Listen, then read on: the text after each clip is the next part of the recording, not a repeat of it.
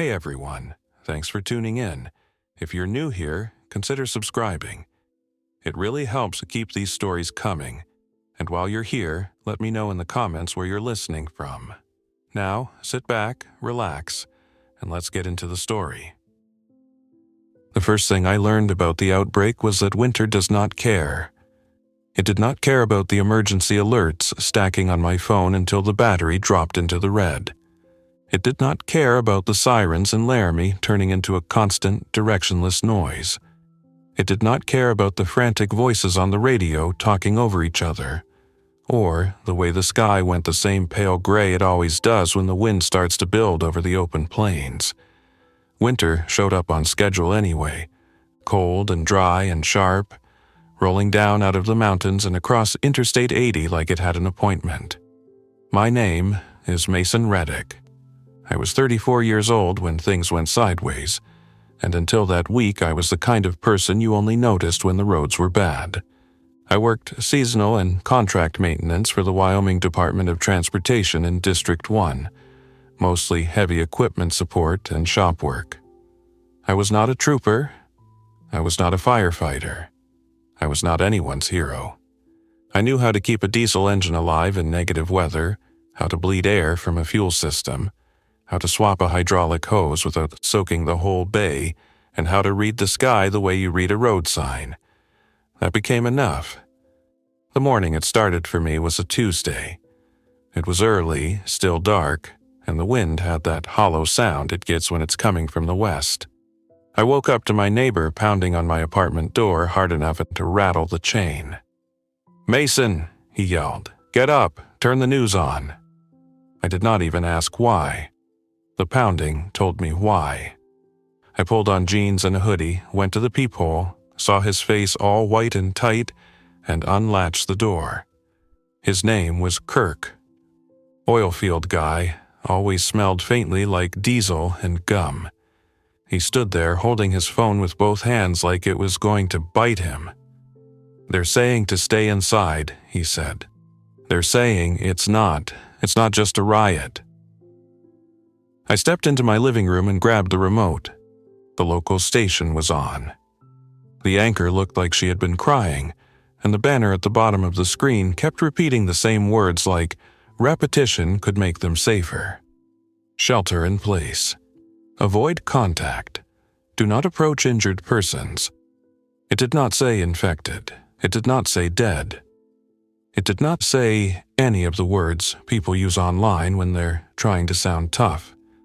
The footage showed an intersection in Cheyenne, then a hospital entrance, then a crowd scattering as something moved through it in a way that made my stomach tighten. The camera jerked away before you could see details, but you could hear it. You could hear shouting that didn't sound like anger.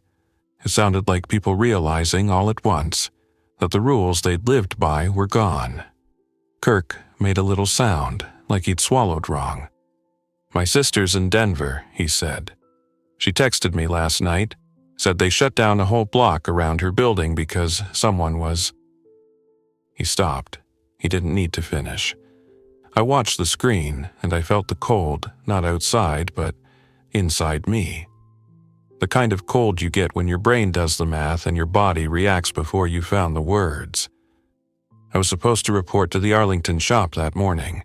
Arlington sits along Interstate 80 between Laramie and Rawlins, an exposed stretch where the highway climbs and rolls near the Medicine Bow Range. The shop there is a winter lifeline. Plows, blowers, sanders, brine tanks, fuel, heated bays, mechanics, radio consoles. When the highway closes, Arlington is one of the places that makes reopening possible. My supervisor had texted at 4:30 in the morning. "All hands, storm staging. Get to Arlington if you can." He did not mention anything else. I stared at the message and I pictured the map in my head, the way I always did. Interstate 80 runs east to west across Wyoming, and in winter the worst sections are the high points. Sherman Summit near Buford, the open stretch near Arlington, Elk Mountain when the wind comes hard. The state keeps shops spaced so crews can hit those areas fast. If there was a storm coming, and also whatever this was, the shop was the best place to be. It had fuel, it had heat, it had heavy equipment, it had radios, it had doors that could close. I looked at Kirk. "Do you have family close?" He shook his head. "Not here." "You got food?" "Some." "You got winter gear?" He nodded, like he wasn't sure. I made a decision so quickly it felt like someone else made it for me. "Come with me." "To where?" "To a snowplow garage." He stared at me like I was joking. "I have access," I said. "Not unlimited, but enough to get in. It's off the highway, fenced, heavy doors. There's fuel and heaters. We can sit tight for a few days and see what's real and what's rumor." He hesitated. "Isn't that government property?" "Everything is going to be government property until it isn't," I said. "And right now it's the only place I know that's built to stay running when the weather tries to shut the state down." He swallowed. "Okay." The next hour was me moving like I was late for work, because that was how my body understood urgency. I grabbed my cold weather gear, my tool bag out of habit, a duffel with clothes, my old sleeping bag from hunting trips, a box of granola bars and canned soup, a case of bottled water I had left over from a camping trip. I pulled a small propane camp stove out from under the sink and then stopped, because I knew better than to rely on indoor propane in a closed building without proper ventilation. I tossed it back. Heat mattered, but staying awake mattered more. I checked my phone. Calls weren't going through reliably.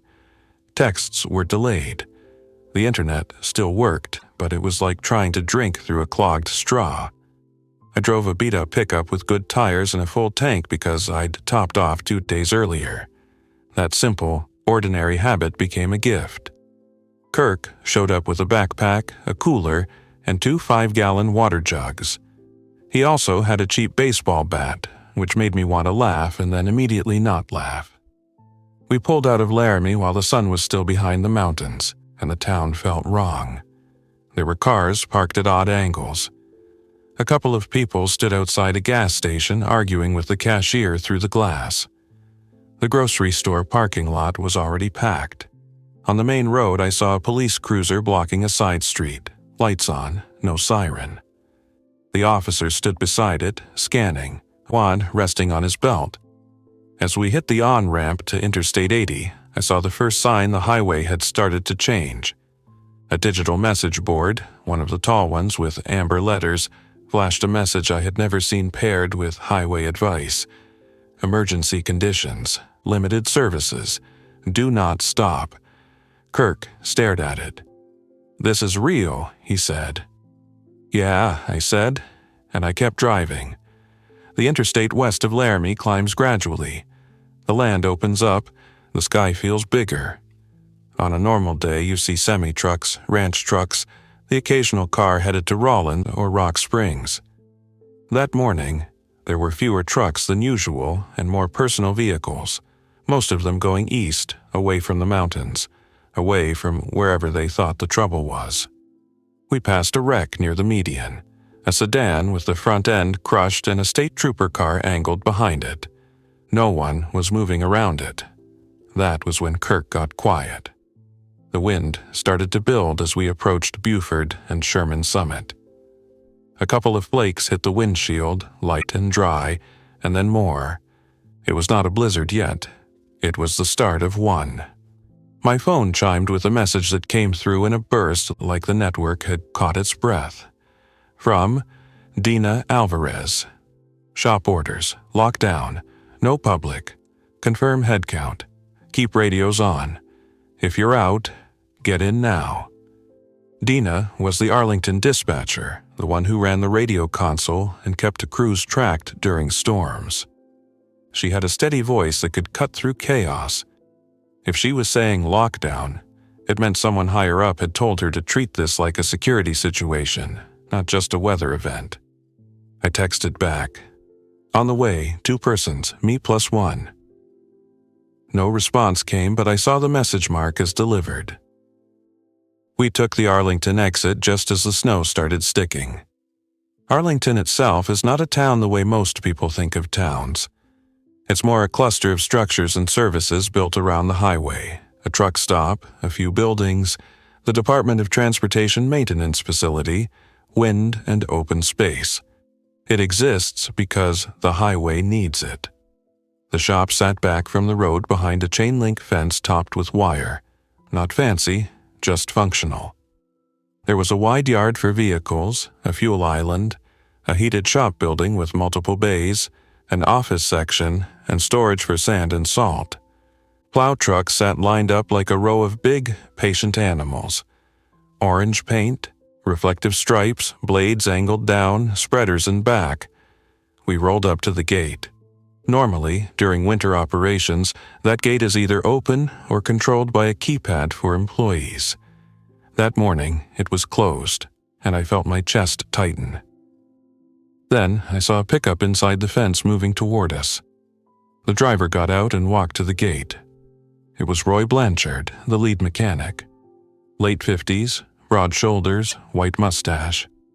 He moved like someone who'd spent his life around heavy equipment and had no time for nonsense. He wore insulated coveralls and a knit cap pulled low. He looked at me through the fence. "Mason?" "Roy," I said. I tried to keep my voice steady. "We got in?" Roy glanced at Kirk and then back at me. "You alone?" "Me plus him," I said. "Kirk, he's got supplies." Roy held my gaze for a second, then nodded once, sharp. "Open it." He punched a code and the gate motor whined. The metal gate slid aside. We drove in. As soon as we were through, Roy closed it behind us. He didn't wait for it to finish. He waved me toward the office building. "Park near Bay 2, he said, "then inside." I did exactly what he said. The inside of the shop hit me with familiar smells. Diesel, hydraulic fluid, rubber, old coffee, the metallic tang of tools. The heat was on, that warm, dry blast that makes your face feel like it's thawing. The overhead lights were bright and steady, and for a second it was almost normal. Almost. Dina stood at the radio console in the small office area. She wore a reflective vest over a hoodie, her dark hair pulled into a tight ponytail. Her eyes flicked to me and then to Kirk. Her face didn't change much, but I saw relief under it. "Okay," she said, "you made it." Roy came in behind us. "Who else?" Dina looked down at a clipboard. "We got you, me, Aaron, plus the 2 plow operators who were already on shift overnight. That's 6. Mason makes 7. Plus, him makes 8. Kirk shifted like he didn't like being counted. Aaron McKinnon stepped out from the break room holding a mug. Aaron was in his early 40s, one of the operators who could drive anything with wheels and some things without. He looked tired, eyes red, like he hadn't slept. He nodded at me. "You're late," he said, and he tried to smile like it was just a normal storm day. "Traffic," I said. Aaron's smile faded fast. "Yeah." One of the overnight operators, a young guy named Nate, stood near the shop door with his phone held up like he was trying to pull signal out of the air by force. The other, a woman named Jill, was checking the big roll-up bay doors, making sure they were fully down. Dina pointed at the bench by the wall.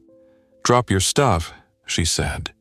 "Then we're doing a head count, doors, and fuel inventory." Roy grunted approval. "And we're shutting off anything we don't need. If the grid goes weird, I don't want a bunch of loads pulling at once." I set my duffel down and felt that strange shift in my head where my world shrank to what was within these walls. I had gotten to a place that could keep me alive in winter. Now, I needed to keep it running. Dina turned a radio knob and the speaker crackled. "District 1 Arlington shop, this is Arlington base," she said into the microphone. Her voice was calm, steady. "Any units, respond with status." The response came in pieces.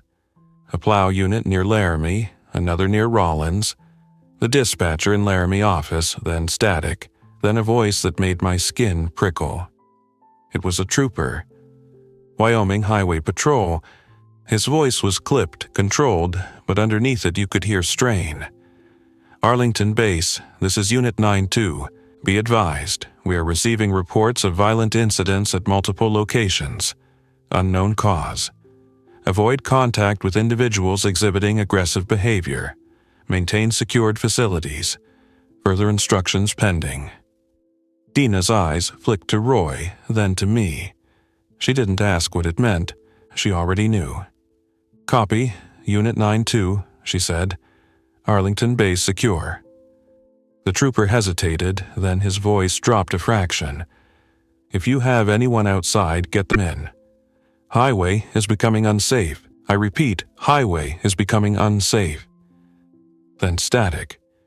The storm picked up outside like the world decided to add pressure. The wind hit the side of the building and made the metal creak. Snow hissed against the windows.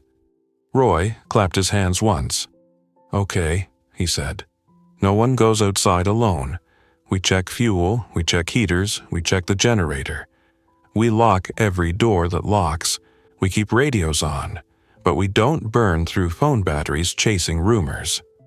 Dina nodded. We also need to decide if we're taking anyone else. That hung in the air like smoke. Aaron looked at her. Who would come? Dina gestured toward the highway. Travelers. Truckers. People who see lights and think help. If things are going sideways, they'll come to the one place that looks like it runs. Roy's jaw worked. We're not a shelter.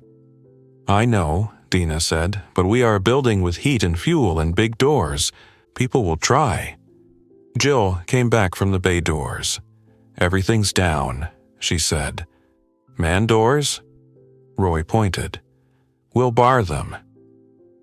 There were steel bars we used to reinforce doors during high wind events and when the shop was unmanned. Simple, heavy brackets and a thick bar that slid across. Not designed for this, but it was something. Kirk stood by my duffel, hands shoved in his jacket pockets. He looked like he wanted to disappear. I'm not going to be a problem, he said quietly. I looked at him. No one said you were.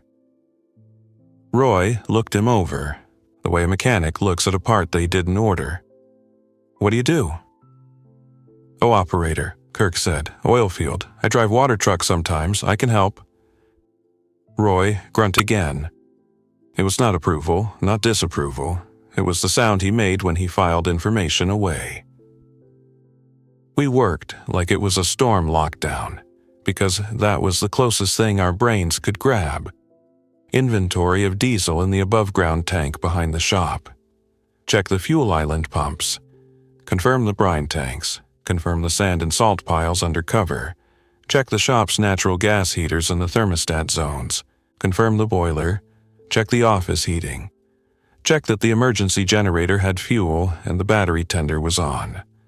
When Roy and I went to check the diesel tank, the wind hit us like a slap the moment the man door opened. Snow came in sideways. The yard lights were on, and in their glow, I saw the plow trucks lined up, their blades edged with ice. The fuel tank was a big horizontal cylinder mounted on saddles, painted white with black lettering. It had a level gauge and a fill cap. Roy wiped snow off the gauge window with his glove and squinted. About 3/4, he said. How many gallons? I asked. Roy did not like guessing. Tank's 10,000, 3/4 puts us around 7,500, give or take. That's a lot, I said. Roy's eyes were narrowed against the wind. It's a lot if we stay put. It's not a lot if we start running trucks all day, heating the bays full time, and idling engines because someone gets nervous. He tapped the tank with his gloved knuckles like it could hear him. Fuel is time, he said. We don't waste time. We went back inside fast, shutting the door hard behind us. The warmth hit my face again. The sound of the wind faded to a low roar, muffled by insulation and steel. Dina had the radio scanning multiple channels. She had printed maps out and spread them on the table. The way she worked was reassuring. Organize, label, track. When the world makes no sense, a clipboard becomes a lifeline. By noon, the phones were worse. Text messages arrived late or not at all. We heard fragments on the radio, a hospital in Cheyenne overwhelmed. A crash pileup near Elk Mountain. Reports of aggressive individuals at a rest area. The trooper channel had more static than speech. Around 1:30 in the afternoon, the power flickered. It was just a flicker. The lights dimmed, the heaters clicked, the radio crackled, then everything stabilized. Roy's face went hard. "Okay," he said. "We're switching to minimal load." "What does that mean?" Kirk asked. Roy looked at him like the question was both fair and inconvenient. "That means we pick what stays on. Office heat stays on but lower. One bay zone stays on enough to keep pipes from freezing. We shut down the big air compressor unless needed. We don't leave every light on like it's a parade." Dina nodded. "And we prep the generator." We had a standby generator outside in a fenced area, big enough to run essential systems. It was not meant to run the entire shop at full power. It was meant to keep the building from becoming a refrigerator and the radios from going silent. Roy and I checked it, fought the wind, confirmed fuel, checked the oil, made sure it would start if we needed it. As the afternoon dragged on, the storm built. The highway out front became a white ribbon. Headlights appeared occasionally, ghostly, moving slow. Some vehicles took the exit and drove toward the truck stop. A couple drove by and kept going. At about 4 in the afternoon, Dina looked up from the radio and said, "We've got someone coming." "How do you know?" Aaron asked. Dina pointed at the security camera monitor. The camera faced the gate. In the blowing snow, a set of headlights had stopped outside. The vehicle was angled awkwardly. Then a figure appeared, stumbling, one hand up against the wind. Jill stood up immediately.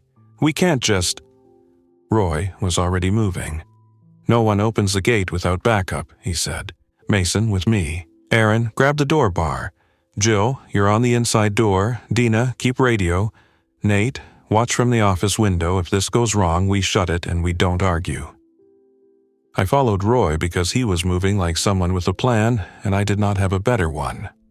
We moved into the entry area by the main door. Jill stood by the interior door, hands on the bar mechanism.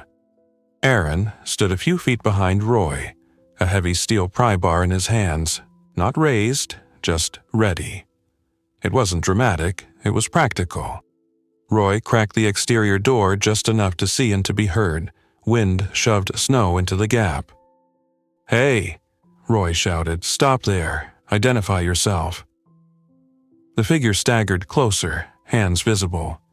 A man, maybe late 30s, wearing a truck stop jacket and a knit cap.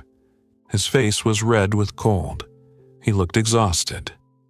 "My name's Luis," he shouted. "I'm a diesel tech. I was at the truck stop. People went crazy. I ran." Roy's eyes flicked to me like he was checking my read. The guy's movements were desperate but not aggressive. He kept his hands up. "You hurt?" Roy yelled. Luis shook his head hard. "No, I'm just cold. Please, I saw the lights." Roy glanced back at Jill. "Open," he said. Jill popped the interior door bar loose. Roy opened the outer door wider and Luis stumbled in, shaking snow off like a dog. Roy slammed the door behind him and Aaron immediately slid the bar back into place. Luis bent over with his hands on his knees, breathing hard. "Thank you," he said. "Thank you." Roy did not answer right away. He studied Luis's face. "You bit?" he asked bluntly. Luis jerked upright, offended and frightened at once. "No," he said, and "no, I didn't let anyone touch me." Roy nodded. "Okay, shoes off in the entry. We don't track snow, then you sit. Dina's going to ask you questions." Luis looked around. "How many of you?" "Enough," Roy said. Luis sat on the bench, pulling boots off with numb fingers. His socks were damp. Jill tossed him a spare pair from the lost and found bin. He looked like he might cry at the kindness, and that scared me more than anything. When people start crying over socks, the world is not okay. Dina brought Luis into the office and asked him what he saw. He told us in short, choppy sentences. At the truck stop, 2 people had come in screaming that someone was attacking people in the parking lot. Security went outside. Then they came back in and locked the doors. Then someone inside started hitting the glass, trying to get out, yelling that there was someone on the ground. Then a man stumbled in through a side door that had been propped open for deliveries. He was bleeding from his forearm, and he was not asking for help. He was lunging at whoever was closest. Luis said the man moved like he was not fully coordinated, like he was driven more by reflex than thought. People tried to push him back.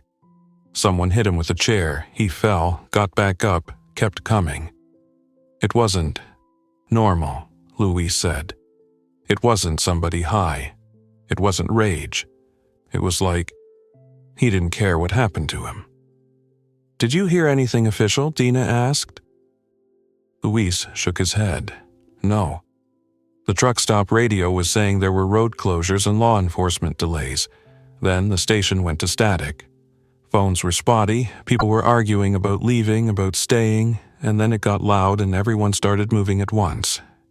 Roy listened without interrupting, his face set.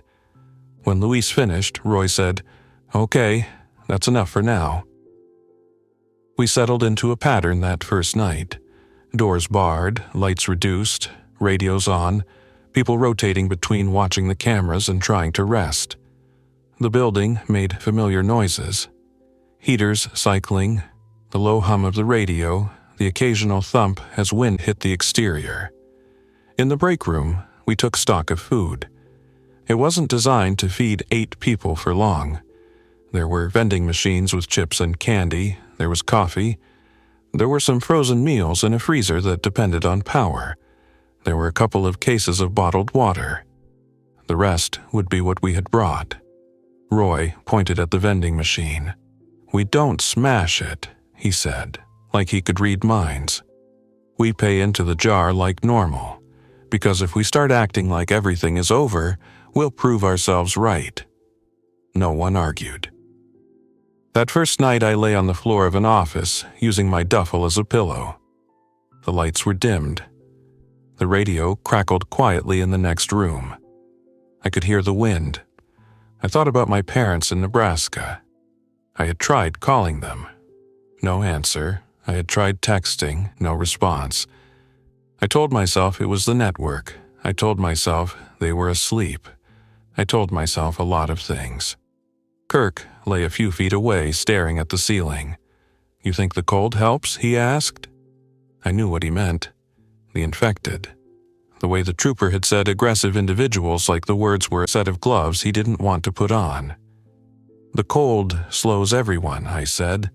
"It slows engines, too." He let out a breath. "That's not an answer." "It's the only honest one I've got," I said. The first week blurred into a series of days measured by fuel gauge readings, radio check-ins that got shorter, and the way the snow built up against the fence until it looked like the world outside had been erased. On day 2, the power went out for good. It didn't shut off with drama. It blinked, came back, blinked again. Then the building fell into a sudden quiet so complete it felt like someone had put their hand over our mouths. The heaters stopped. The overhead lights went dark. The radio went silent. For 2 seconds, nobody moved. Then Roy said, "Generator." He and I ran outside with Aaron behind us, faces wrapped, wind tearing at our jackets. Roy had the keys. He unlocked the generator enclosure and moved like he'd done it 100 times, because he had. He checked the controls, hit the start sequence. The generator coughed, then caught, the engine note rising into a steady roar. The lights inside the office section came back on, fewer than before. The radio console powered. One of the shop heaters kicked on, A smaller zone, enough to keep the pipes from freezing and to keep the air from becoming deadly. We came back inside with snow on our shoulders, breathing hard. Dina was already talking into the radio. "Arlington base on generator power," she said. "Any stations copy, respond." Static. Then, faint and broken, a voice came through. "Laramie dispatch, copy, Arlington, power is—" The voice cut out. Dina tried again. "Laramie dispatch, say again." Nothing. She looked up at us, and her steady face cracked just a little. "That's it," she said quietly. "That's all we're getting." We were alone. On day 3, we heard the first clear call from the Wyoming Highway Patrol since the outage. It came through the trooper channel, which Dina could monitor. The voice was different than Unit 9-2. It was older, rougher. "All units, all stations," the voice said. "This is statewide. If you are receiving, acknowledge." Dina hit transmit. "Arlington base receiving." There was a pause. Then the voice came back. "Arlington base, copy. Maintain secure. Do not allow unknown individuals inside unless necessary for life safety. Multiple facilities compromised. Limited coordination. Focus on self-sustainment. Repeat, focus on self-sustainment." Dina's mouth tightened. "Copy," she said. "Do you have information on active relief operations?" Static. Then the voice again, lower. "Negative. We are operating in fragments. Prioritize winter survival. If you have equipment, keep it. If you have fuel, guard it." The transmission ended. Roy rubbed a hand over his face. "Fragments," he muttered. "That's a nice way to say everything broke." That was the moment the story changed from "wait a few days" to "wait as long as it takes." We held a meeting in the break room because it was warmer there, close to the one active heater zone. Dina put the maps on the table. Roy brought the fuel numbers. I brought the generator runtime estimates. The generator was diesel. It consumed fuel depending on load. With our minimal load plan, we could make it last, but nothing was infinite. Roy tapped the table with a thick finger. "We don't run the big bays warm," he said. "We keep one bay above freezing for maintenance. We keep office and break room livable. We shut down everything else." Aaron frowned.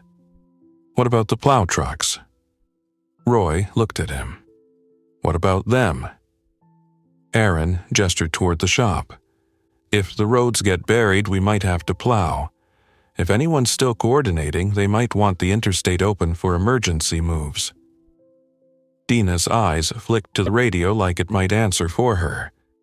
"No one's coordinating," she said softly. "Not right now." Jill leaned forward. "If we plow, we burn fuel, and we bring attention. People will follow the tracks to us." Luis, still quiet most of the time, nodded. "I saw how fast people moved when they thought there was help," he said. "They're desperate." Kirk spoke up. "But if we just sit here, we'll run out anyway." I had been turning numbers over in my head since day 1. "Fuel isn't our only clock," I said. "Food is, water is, but cold is the biggest one. If we can keep heat, we buy time. The garage is built for winter. That's why it exists." Roy nodded once at me, like I'd said something he already knew but wanted to hear. "We're not plowing unless we have a reason," he said. "And a reason means an actual call, not hope." Dina exhaled slowly. "Okay," she said. "So our plan is, stay hidden, stay warm, stay quiet." Aaron didn't look happy, but he didn't argue. We settled into routines. Routines kept panic from filling the gaps. Morning started with a radio scan. Dina listened for anything coherent. A dispatch center, a trooper, another Department of Transportation shop. Sometimes she caught a burst of words. Sometimes she caught nothing but static. She wrote down what she heard anyway because information, even broken, could become a pattern. Roy and I did mechanical checks. We walked the line of plow trucks in the yard when the wind allowed, making sure batteries didn't die, checking that block heaters weren't on because we didn't have grid power, checking fuel levels. We did not idle engines for comfort. We did not just start them up, because starting diesel cold repeatedly is a good way to shorten its life and waste fuel. We chose 2 trucks as ready units and left the others parked. Aaron and Jill rotated watch. The shop had cameras, gate, yard, fuel island, front door, bay doors. The feed was grainy, but it was eyes in the storm. Luis proved useful fast. He really was a diesel technician. He understood engines. He understood the way cold thickens oil and the way batteries lose capacity. He and Roy spoke the same language, and that made Roy trust him more than words ever could. Kirk did not have a specific skill like that, but he worked. He cleaned. He organized supplies. He helped carry sandbags when we decided to reinforce the lower edges of the office windows. He did not complain. Sometimes that is a skill. On day 5, we had our first close call. It was late afternoon. The sky was already darkening early, the way it does in winter. The wind was lower, but the cold was sharper. I was in the maintenance bay with Roy and Luis, checking a truck's hydraulic line for a slow leak when the camera monitor in the corner of the bay flickered and Jill's voice came over the handheld radio. "Mason," she said, tight. "Roy, we got movement at the fence." Roy straightened. "How many?" "2, Jill said. "Maybe 3, hard to tell. They're on the north side by the sand pile. They're not walking normal." My stomach went cold. Roy grabbed a handheld radio from his belt. "Everyone in," he said. "No one outside. Lock interior doors. Dina, get eyes." We moved fast, but without sprinting. Sprinting makes noise. Noise carries in cold air. I reached the office area and looked at the camera feed. Snow had thinned for the moment, and the yard lights made the fence line visible. 3 figures stood outside the fence, swaying slightly. They were not wearing proper winter gear. One had no hat. Their movements were slow, like their joints didn't want to cooperate. They pressed against the fence, hands hooking through the chain links. One of them shook the fence weakly. Another stared straight at the building lights, head tilted. Jill stood beside me, her face pale. "They followed something," she whispered. "Or they just wandered," Luis said, his voice low. Dina came in and looked at the monitor. She didn't flinch, but her jaw tightened. "Do we have sound out there?" she asked. Roy shook his head. "No, just video." The figures continued to paw at the fence. The wind pushed their clothes against them. They did not seem to notice the cold. Aaron came in holding a flashlight, though there was no reason for it indoors. He looked at the feed and swallowed. "Are those?" "Infected," Roy said, using the word like he had finally accepted it. Kirk hovered in the doorway, eyes wide. "They can't get in, right?" "The fence is chain link," Roy said. "It's not a concrete wall." The figures shook it again, harder this time, like some delayed impulse had reached them. The fence shuddered, but it held. They did not climb. They did not problem solve. They just pressed. And then, as suddenly as they had appeared, they drifted away, pulled by something else, moving into the snow like shadows. We watched them until they disappeared beyond the range of the yard lights. No one spoke for a long time. Finally, Jill whispered, "The cold slows them." Roy's eyes stayed on the dark yard. "It slows them," he agreed, "but it doesn't stop them." That night, we added another layer to the lockdown. We moved a plow truck inside the yard, angled it so the blade sat near the gate, not touching it, just close enough that if the gate was pushed, the blade would act like a barrier. We did not create some elaborate trap. We created friction. Friction buys time.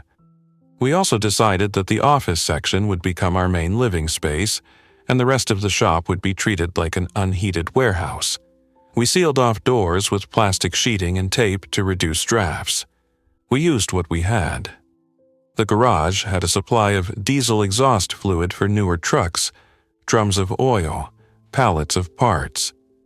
It also had things that mattered more than parts: insulated gloves, reflective jackets, spare blankets, emergency flares we decided not to use unless absolutely necessary because light is a beacon.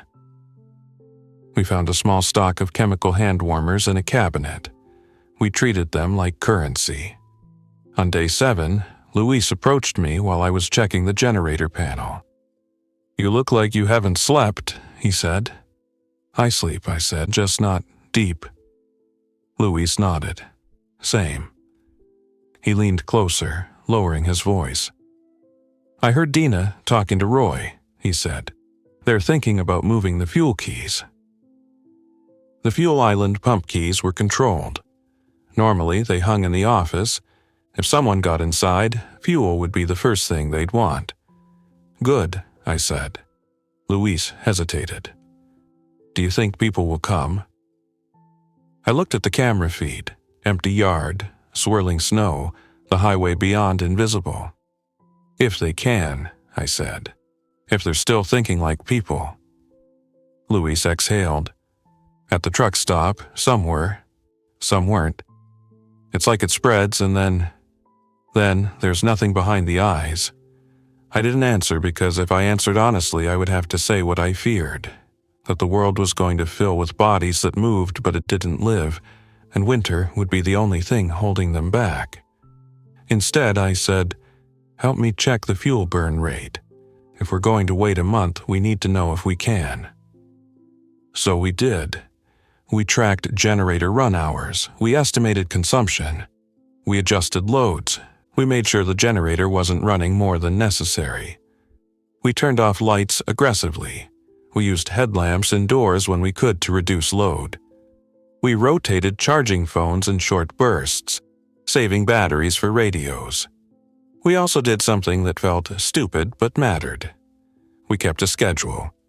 Breakfast, midday meal, dinner, watch rotations, maintenance checks. Even if all you ate was canned soup warmed on a small electric hot plate, the act of calling it dinner kept you human. Around day 9, we made contact with another shop. It was faint at first, a voice breaking through static on the Department of Transportation channel. Dina leaned in like she could pull the words out with her posture. "Rollins Base, any stations, copy?" Dina hit transmit immediately. "Arlington Base copies Rollins." A pause. Then the voice again, clearer. "Arlington, thank you. We have limited power, generator.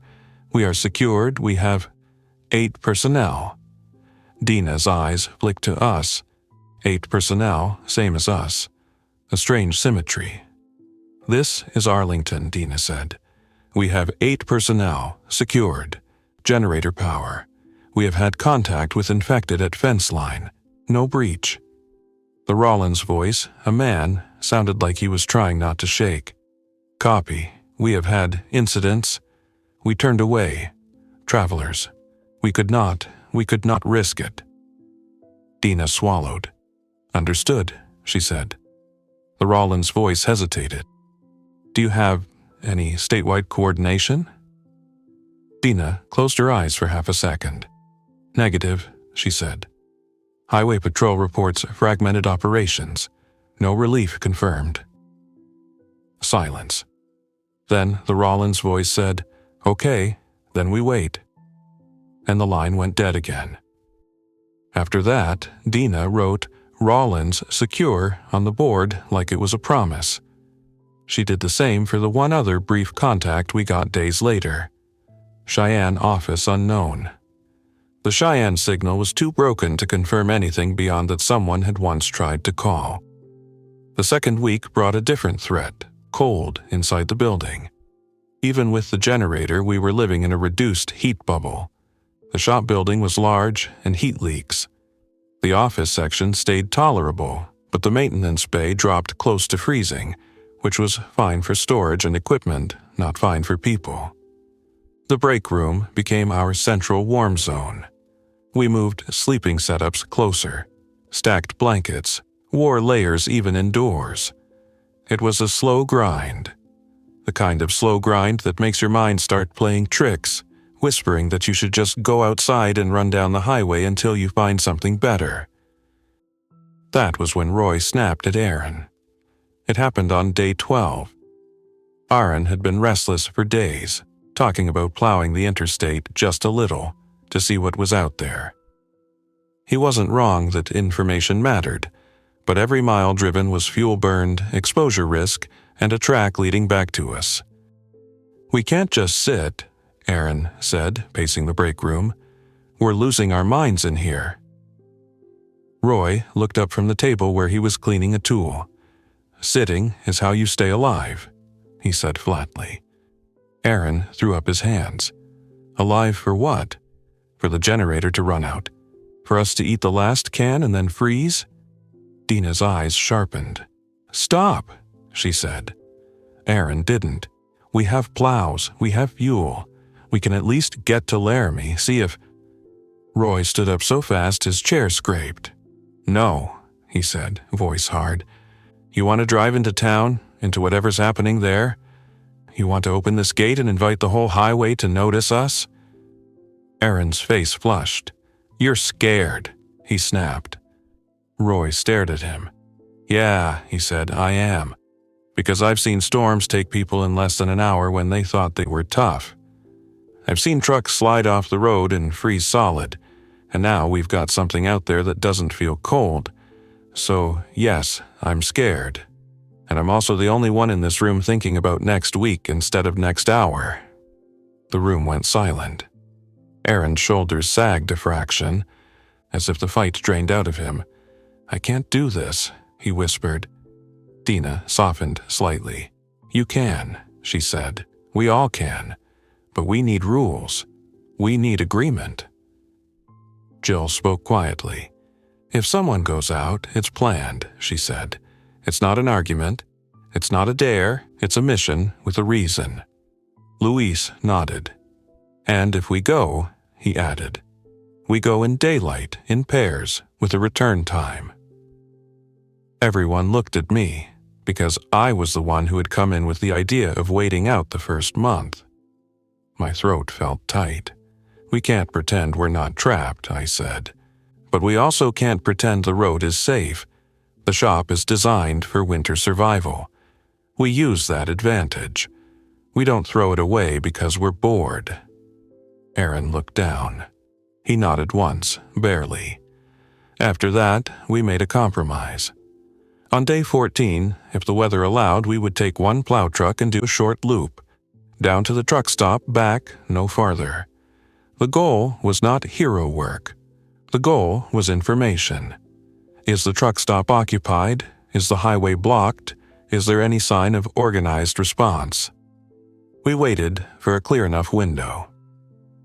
Wyoming doesn't give you calm often in winter, but sometimes you get a lull where the wind drops and the snow pauses like it's catching its breath. That lull came on day 14 at about 10 in the morning. The sky was still gray, but visibility improved enough that the yard lights weren't swallowed immediately. Roy chose one of the older plow trucks, a heavy tandem axle rig with a front blade, a sander in back. It had a simple diesel engine, fewer electronics to fail. We checked it in the bay, warmed it briefly, watched gauges. Roy looked at me. "You drive," he said. Aaron opened his mouth like he wanted to volunteer, but Roy cut him off with a look. "You'll be backup," Roy said. "Mason's calm. Calm is what we need." I didn't feel calm, but I knew what Roy meant. I could drive in bad weather without making it a drama. That was my job. Jill insisted on coming. Roy didn't like it, but she was steady and she had good eyes. Aaron stayed behind with Dina and Kirk and Luis to hold the building. Before we left, Dina made us repeat the plan like we were kids. "You go to the truck stop," she said. "You do not approach people. You do not open doors for anyone. You observe. You return. If you see anything that makes you think you're being followed, you do not return here directly. You loop, you lose them if possible, or you abandon the truck away from the facility. Understood?" "Understood." We opened the gate just enough to drive out, then closed it immediately behind us. The sound of that gate motor in the quiet felt like a siren. I hated it. The plow truck moved heavy and steady, blade raised, tires crunching over packed snow. We turned onto the frontage road and then toward the truck stop. The truck stop looked wrong from a distance. Usually, even in storms, you see semis lined up, lights, movement. This time, there were trucks parked haphazardly, some angled like they'd been abandoned mid-turn. A couple of cars sat with doors open, snow blowing into the interiors. The fuel canopy lights were off. I slowed, keeping the truck rolling. Jill leaned forward, peering through the windshield. "I don't like this," she said. "Me neither," I said. As we passed the entrance, I saw something that made my hands tighten on the wheel. Near the front doors of the truck stop building, there were dark shapes on the ground under a thin layer of snow. I did not look too hard. I did not need details. The shape of it was enough. Then movement. A figure stepped out from behind a fuel pump, slow, unsteady. Another emerged from the shadow of a parked semi. They turned their heads toward the plow truck as if the engine noise was a dinner bell. Jill's voice went flat. "Keep going." I did not floor it. Flooring it in a heavy truck on snow is how you end up sideways. I kept a steady speed, enough to pull away. The figures started moving toward the road, not fast, but purposeful. More appeared. A small cluster, maybe 6, maybe 8, scattered around the fuel island and near the building. They were dressed like travelers, like truck stop customers, but their posture was wrong. Their arms hung loose, their heads angled oddly. They moved as if balance was optional. They started to follow, stepping into the road behind us, drawn by the sound. I glanced in the mirror. The cluster was spreading out. They were not sprinting. The cold and snow kept them slow, but they were following. "We're leading them," Jill said, her voice tight. "Not if we don't give them a trail to lead," I said. "Hold on." I took the plow truck down the frontage road away from the shop, heading east for a short stretch, then turned onto a service road that looped through a shallow dip in the terrain. The idea was simple. Break line of sight, let the sound fade, let them wander back to the nearest obvious structure. We kept moving, engine notes steady. The figures behind us grew smaller in the mirror. After a minute, then 2, I couldn't see them anymore. I did not relax. I kept driving the loop until we were sure, then I headed back, approaching the shop from a different angle. When the facility came into view, I saw Dina at the office window with binoculars. The gate was closed. The yard was quiet. No movement at the fence line. We rolled up, waited for the gate to open, drove in, and closed it behind us. The moment the gate shut, I felt like I could breathe again. Inside, we told them what we saw. Luis's face went grim. "Truck stop is gone," he said softly. Aaron looked sick. "So, the highway's a trap," he murmured. Dina wrote on the board, "Truck stop compromised. Followers present." Roy listened, then nodded once like he'd expected it. "Okay," he said. "Then we don't go there again." That trip changed the way we saw the world outside. Before, the threat had been abstract, seen on cameras at a distance. Now, we had proof that places people gather had become magnets. The infected were out there in numbers, moving slow in the cold, but still moving. The cold was an ally, but it was not a solution. The third week was when hunger started to become a character in the story. We had been careful, but 8 people burned through supplies. The vending machine was almost empty. The frozen meals were useless because we weren't running the freezer reliably. We had canned food, but not enough variety. The kind of food you're grateful for at first becomes a chore when it's all you eat. Roy rationed like he was born doing it. He didn't make it feel like punishment. He made it feel like a job. "We eat enough to work," he said. "We don't eat because we're anxious." Kirk struggled the most. He was used to eating big meals after long shifts. Now he chewed slowly, staring at his bowl like he could make it fill itself. One afternoon he snapped. It was day 19. We were in the break room. Dina had just finished a radio scan with nothing new. Aaron was silent, staring at the board. Jill was cleaning a pot. Roy and Luis were talking in low voices about generator oil change intervals. Kirk pushed his bowl away and stood up. "This is insane," he said suddenly. "We're sitting here starving while there's food in the truck stop." Everyone froze. Roy looked at him.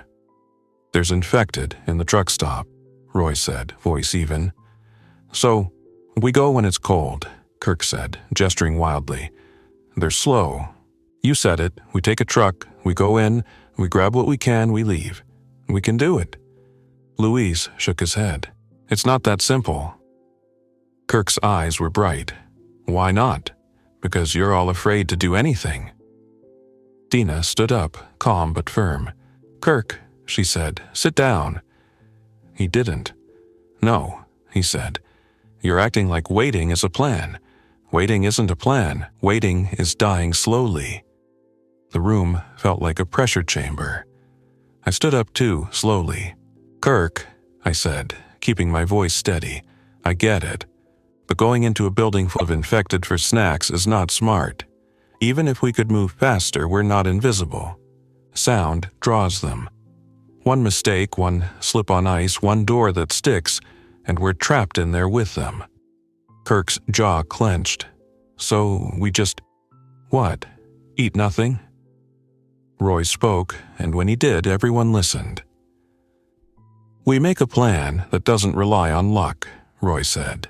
"We don't go into the truck stop building, but we can check vehicles." Aaron looked up. "Vehicles," he repeated. Roy nodded. "There are abandoned cars out there, coolers, grocery bags. People fled in a hurry. If we do it smart, in daylight with a fast in and out, we can scavenge without going into a structure." Dina's eyes narrowed in thought. "And we do it away from the truck stop," she said. "So we're not stepping into the same cluster." Jill nodded. "There were cars on the shoulder near Sherman last storm," she said. "I saw them when we were coming in." Luis added, "And chain-up areas. People stop there, they leave stuff." Kirk looked from face to face, still angry, but the idea gave him something to hold. "Okay," he said, "okay, but we do something." So we did. On day 20, the weather gave us another lull. We took 2 vehicles, a pickup and a plow truck, not to plow, but because it was heavy and could push through drifts if needed. We went in a small convoy, 4 people, me, Jill, Roy, and Kirk.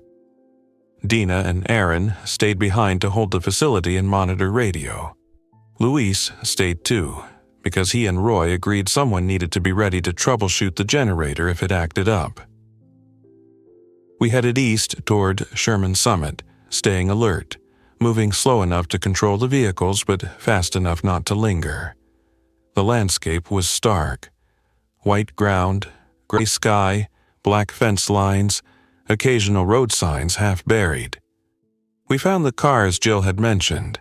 2 sedans and a sport utility vehicle pulled off into the chain-up area, half drifted in. One door was open. Snow had piled on the seat. We did not approach like we were shopping. We approached like we were working on a hazardous scene. Hands visible, eyes scanning, listening for any sound that wasn't wind. The cars were empty of people. That in itself was not reassuring. It just meant the people weren't there. We found a duffel bag in the sport utility vehicle with snacks, jerky, bottled water. We found a case of sports drinks in one sedan. We found a small cooler with cheese sticks that had frozen solid, which meant they were still safe for now. We found a bag of dog food. We found a box of diapers, which none of us needed, but we took anyway because supplies become valuable even when you can't use them. We also found a winter coat in the back seat of one car, thick and clean. Kirk held it like it was gold. On the way back, we saw two infected on the shoulder, moving slowly along the snowbank like they were following some invisible line. They turned toward the engine noise, but they were far enough away that we didn't need to do anything dramatic. We kept moving. We did not stop.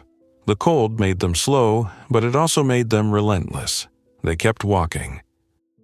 Back at the shop, we unloaded what we found and the mood shifted. It wasn't joy, it was relief. The kind of relief that loosened shoulders you didn't realize were tight. Roy nodded at Kirk. "See," he said, "plan, not luck." Kirk nodded back, chastened. "Yeah," he said quietly, "plan." The fourth week was when the waiting turned into something heavier than fear. Uncertainty about whether anyone was still out there running anything official. Up until then, part of us still held on to the idea that relief would come. That eventually, a convoy would roll down the interstate with troopers and National Guard and snowplows and fuel.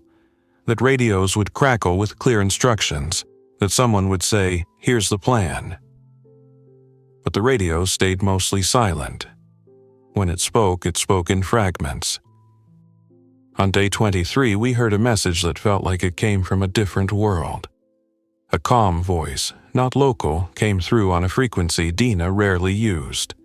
The voice was distorted, but the words were clear enough. "This is a federal emergency broadcast relay," it said. "If you are receiving, conserve resources. Avoid contact. Seek secure shelter.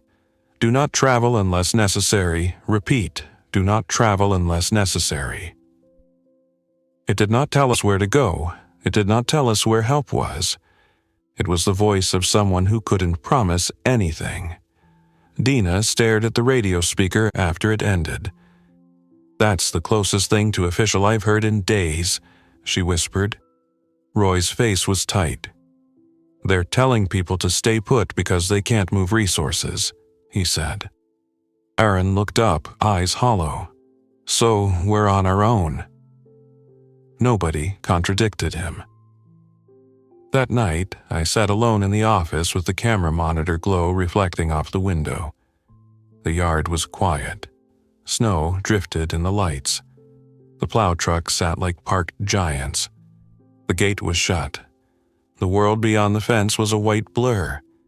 I thought about what it meant to wait out the first month. It sounded like a plan when I said it to Kirk in my apartment. A month was a number you could picture. 30 days, 4 weeks. It sounded like something you could endure. But now, with the generator humming and the food counted and the radio mostly silent, a month felt like a joke. Not because we couldn't survive it, because surviving it didn't mean anything was fixed when it ended. I heard footsteps behind me. Jill stepped into the office holding a mug of coffee. She handed it to me without speaking. I took it. "Thanks," I said. She sat in the chair beside me and looked at the monitor.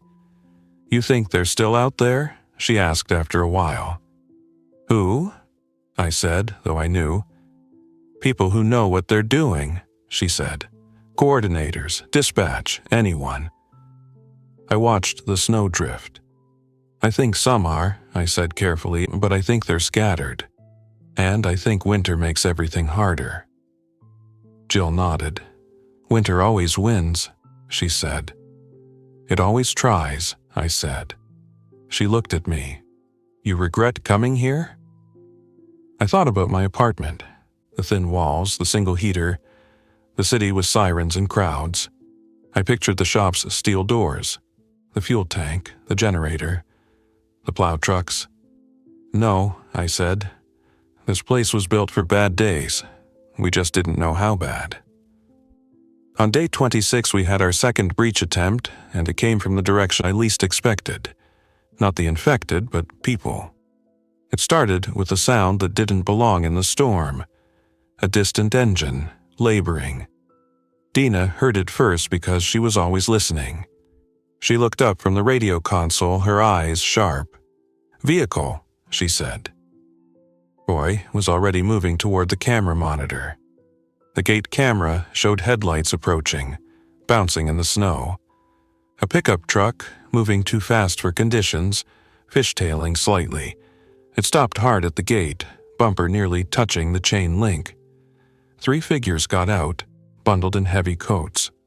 One waved their arms toward the camera, toward the building, toward the lights.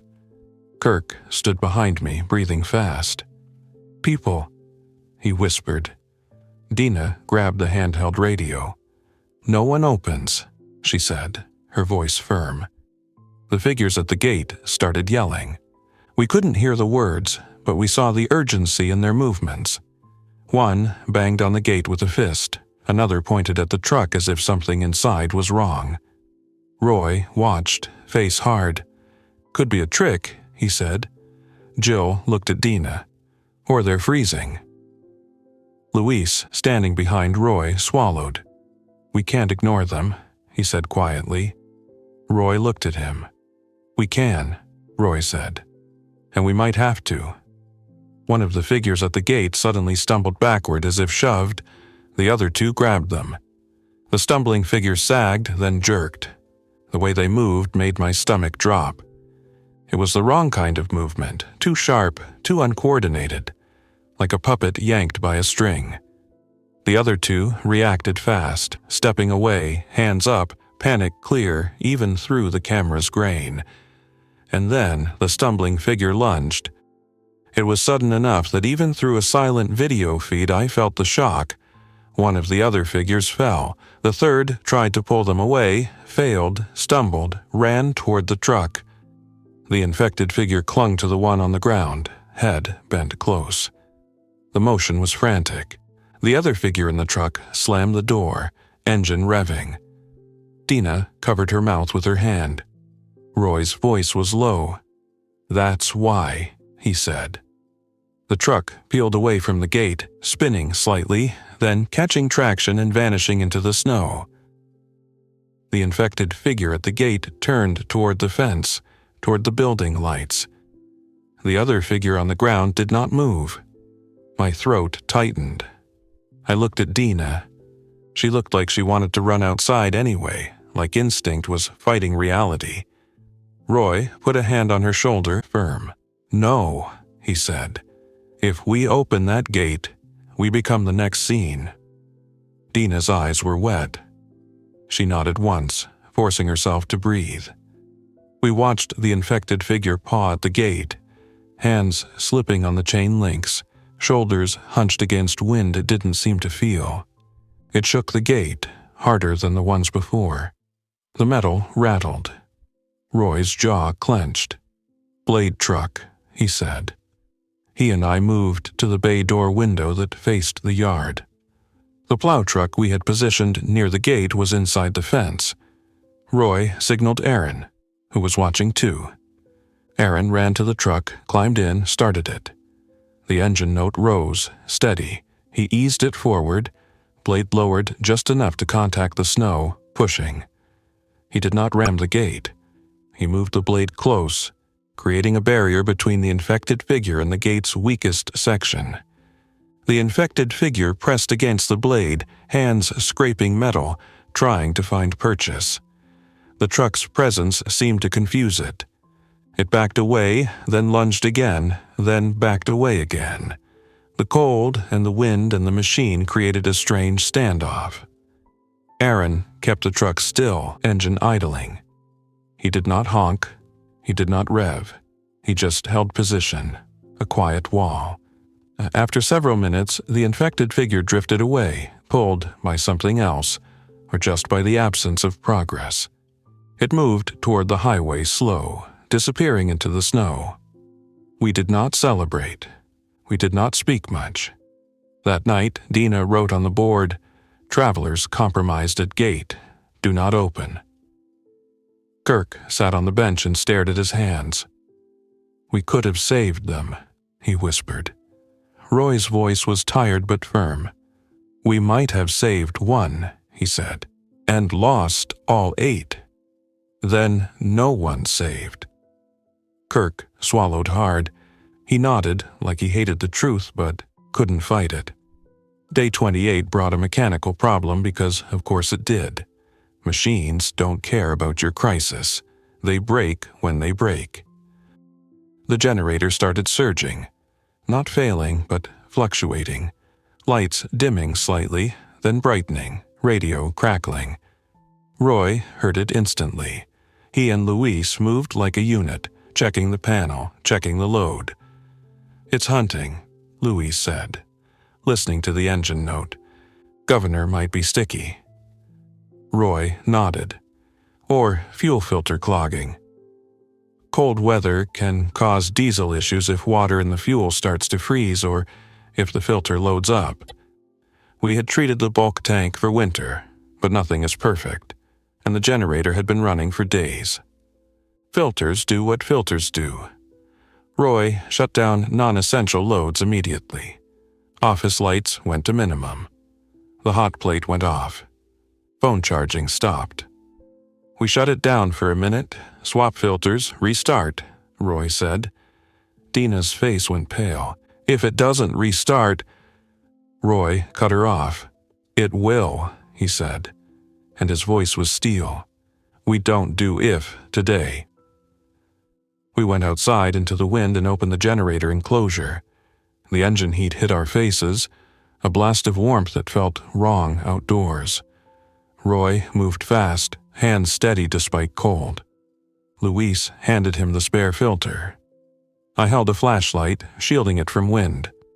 We swapped the fuel filter, bled the line carefully, then Roy hit the start. The generator coughed, then caught, then settled into a steady roar that made my shoulders sag in relief. The lights inside stabilized. Roy didn't smile. He just shut the enclosure and said, "Okay, that's your warning. Nothing runs forever." That night, we adjusted again. Lower heat, less light, more blankets, more layers. If the generator failed, we needed to survive the hours it would take to fix it. And in Wyoming winter, hours can be enough to change your situation permanently. By day 30, the first month was ending, but it didn't feel like an ending. It felt like a milestone you hit while still running. A marker on a road that kept disappearing ahead.